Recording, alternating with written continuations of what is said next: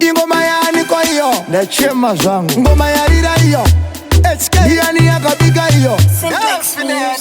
mudanzi hanzi yarira ngoma hiyo bari kuisimisa ngoma hiyo ma DJ baitaka ngoma hiyo mageto yuzi bari kuida ngoma hiyo yarira ngoma hiyo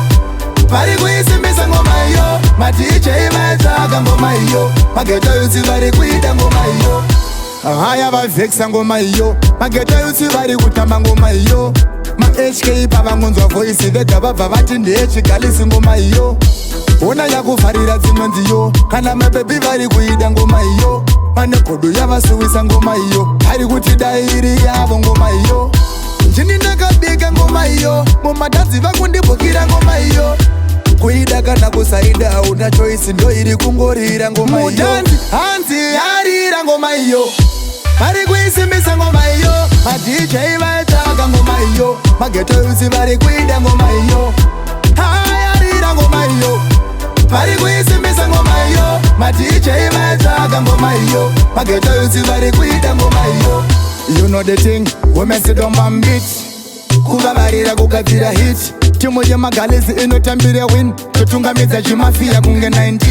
zvimwe tingatakura zikwete tifit mang'ono oti ngoma iyo iri lit tofuta chino pamuromo kunge bansit topedza ndine clean sheet mudanzi hanzi yarira ngoma hiyo vari kuisimisa ngoma hiyo ma DJ vaitaka ngoma hiyo mageto yuzi vari kuida ngoma hiyo yarira ngoma hiyo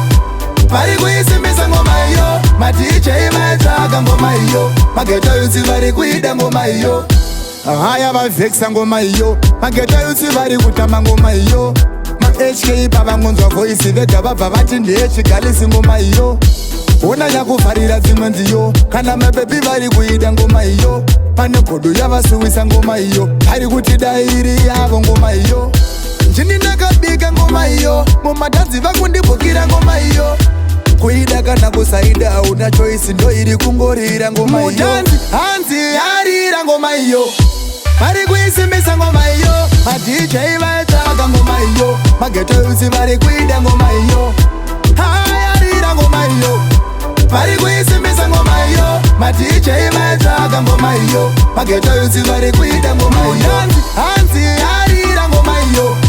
vari kuisimisa ngoma hiyo ma DJ vaitaka ngoma hiyo mageto yuzi vari kuida ngoma hiyo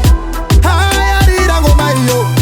vari kuisimisa ngoma hiyo ma DJ vaitaka ngoma hiyo mageto yuzi vari kuida ngoma hiyo